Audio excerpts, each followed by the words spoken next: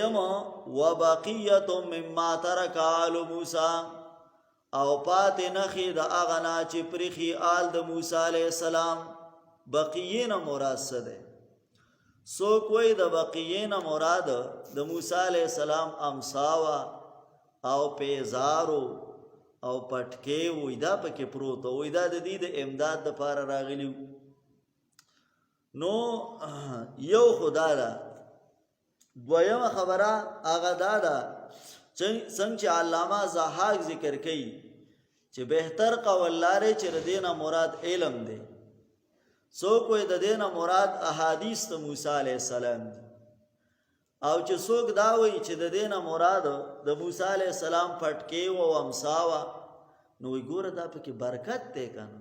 نو ټیک ده یاره جي، موږ کله ویلې چې برکت خو موږ منو، خو یو برکت د معصوم دی او یو د غیر معصوم دی. برکت د معصوم دا مطلب دی پیغمبر په لاړو کې برکت شته دی. حدیثو کې راځي، بخاری ته ډک دی، صحابه کرام د پیغمبر علیه السلام لاړې راخلي خوریم، لاړې راخلي په ځان پورې مږي. او د حجۃ الوداع په موقع باندې رسول الله خپل ویښته صحابي له ورکوي، وایي دا په دې ملګرو څه کا تقسیم کا. د پیغمبر خدا صلی الله علیه وسلم بلکې د تمامو پیغمبرانو په هر یو سیس کې برکت دی. نو یو پیغمبران دي نه خو د ګناهونو نه څه دي پاک دي، نو د هغې په ویښتو کې هم برکت دی، نو د هغې په لاړو کې هم برکت دی. پوهېږي که نه؟ او یو د غیر معصوم دی چې د ګناه نه پاک نه دی، لکه د پیر صاحب ځان سره ویښته ساتي، د پیر پیزار دی د ځان سره ساتلی دی، د پیر پاڼې دی د ځان سره ساتلی دي چې دا به ما بچ کی، وایي بچ به دي کی تکړه شه.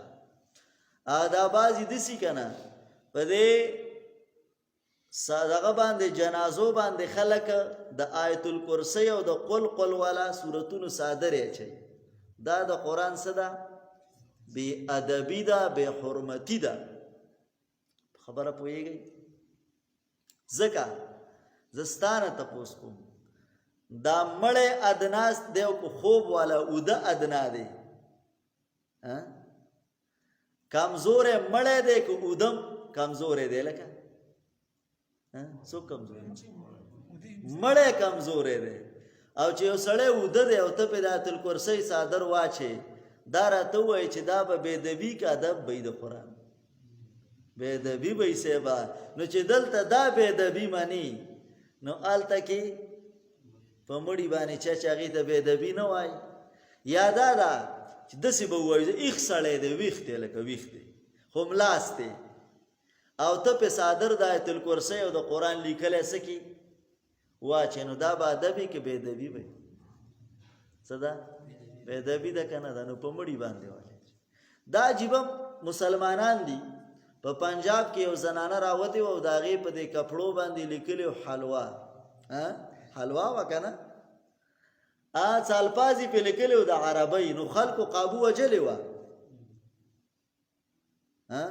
او دلته هغه مسلمان چې هغه 5 وخته مونځ کوي، نو په مړي باندې د قرآن الفاظ خورئ. دا سوچا مړ نه کړ؟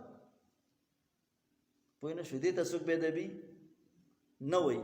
یا دا ده دی چا منم نه که د دې خبرې نه. دویمه دا ده لکه زمونږ هم عجیبه غوندې پروګرام دی که نه، بعضې مسئلې مونږ اسلام ته واړو، مسلمانۍ ته واړو، چې دغه د مسلمانۍ ستا د مسلمانۍ غیرت دی، نو دلته هم د مسلمانۍ غیرت څه کا ښکاره که که نه؟ یا دا مقبرې قبرونه ډک دي که نه دي ډک؟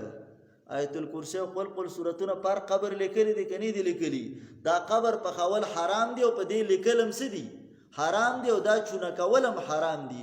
اوس دغلته په دې ځمکه چې د آیاتونه د قرآن لیکلي دي، دا د قرآن بېعزتي ده که عزت یې دی؟ دا خو بېعزتي ده وروره. هغه ته یې چا هم څه ونه ویل. هلته اوس مولیان هم پکې شریکي، خفه کېږئ مه. تبلیغیان نظرات هم پکې وایي قبر ډبه کېږي، نو د به موله چې اغستی من ډبه وایي. داسې ده که نه ده؟ بلکې اکثر یې مشر دی، دی وله ډپه کوي.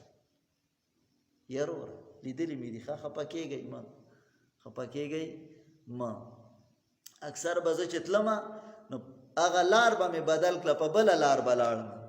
وای قبر ډپه کېږي مې بیا ستاسو واده دی تکړه شي اورې نالکه حرام کارونه ولې کوي د دې په ځای باندې چرته پکې په جومات کې کار وکا مدرسه کې کار وکا چرته خوار غریب له دغه پیسې ورکا او دغه پیسې چې کم دینو په خپل مړی ته ثواب وبخا نو ستا دې مړی ته به ثواب ورسی اگر چې دې بار چونه شوی نه دی پخ شوی نه دی لیکل پښوی نه دی او زه ته ثبوت پیش کومه رسول الله صلی الله علیه وسلم د ابی ابن سلول جنازه په خپل کړي او رسول الله صلی الله علیه وسلم د خپل بدن مبارک کمیس ابی ابن سلول لور کړی دی او به رسول الله قبر تم په خپل کته کله دی او دا لاسه کې چې قبر ته کته کنو به راويست نو داسې په دې بده داسې په دې هغه باندې کې خودلو په پتونانو باندې او رسول الله صلی الله علیه وسلم ول د کمیس تر لاندې وته لاړې ورتوکلې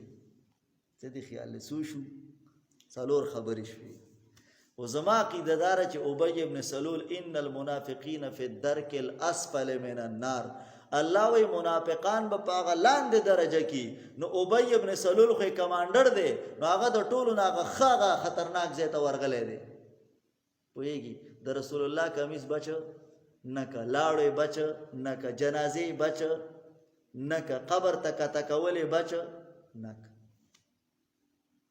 په دنیا کې د قرآن سره تعلق نه یو نه آیت الکرسی خورول نه که د آیت الکرسی دا صادر ولا په دې خېټه کې وردن نه کې زماري د الله په ذات قسمی کې د اخلاص کې دا څه غپ دی قرآن ته ناسم په محراب د رسول الله کې ناسم او قسم خبره پوښوي خلاصېدل پکې بدغه نشته ګوره بقیت مما ترکال موسی دویمه خبره دا ضروره برکت د یوسیس به معنی خو چې کله شی په صحیح سند سره ثابتي حدیث بغیر د سند نه منل شي نو لکه د مخکورد کې یو خبره وا مشهوره وا ویلې را په دې قرانونو کې د پیغمبر علی السلام وی اختیدي اورېدلې مو او بلکې بعضو به ویل وی دغه وختره والا نو ګلاس کې وبو کې ځان ته واچو نو ټیک په شی وېس کوي پوهیږي هلکه د الله بندګانو دا و چې څوکم تلاوت کوي موږ خو کله ګيري ګرو او کله سرونه ګرو جو خود ته قران درډه کینو د وختونه یو کارو کرورا د دکان نه قران راوړ او زته په کې وخت ثابت کا او ته په کې پیدا کوي زمانه اصلا جی دي خلق دی بچی چا سوکړه یو خبره مشهوره کا او کا یو خبره اب یادا سے زر زر خوريږي کړه ها بس بیا خمزي وبقيه مما ترکال موسی فاتنا خیدا غنا چې پر خیال د موسی علی السلام او آل د هارون علی السلام تعملوا الملائکه بارکړه وې دلر ملائکو ان فی ذلک لآیه لکم یقینا پدې کې خامخانه خداستا سر پاره ان کنتم مؤمنین کچره تاسو مؤمنان یې بیا ورته وښی وقال لهم نبيهم ولایت پیغمبر ددایو ان آیت ملک یقینا نقدوا شاهد دبا آیات یکم التابوتو چرا بشتا زو ته صندوق په پدې کې با سکینه من ربکم آرامی دربستا سنا وبقیه نو پات نخی مما دغنا ترکال موسی چې پرخي آل د موسی علی السلام او آل د هارون علی السلام تحمله الملائکه بار کړه وې دلر ملائکو ان فی ذلک لآیه لکم یقینا پدې کې خامخانه قد استاذ لپاره ان کنتم مؤمنین کچره تاسو مؤمنان یې واخر دعوانا ربنا ظلمنا انفسنا لا اله الا الله الحليم الكريم سبحان الله رب العرش العظيم الحمد لله رب العالمين نسألك موجبات رحمتك وعزائم مغفرتك والغنيمة من كل بر والسلامة من كل اسم لا تدع لنا الا غفرته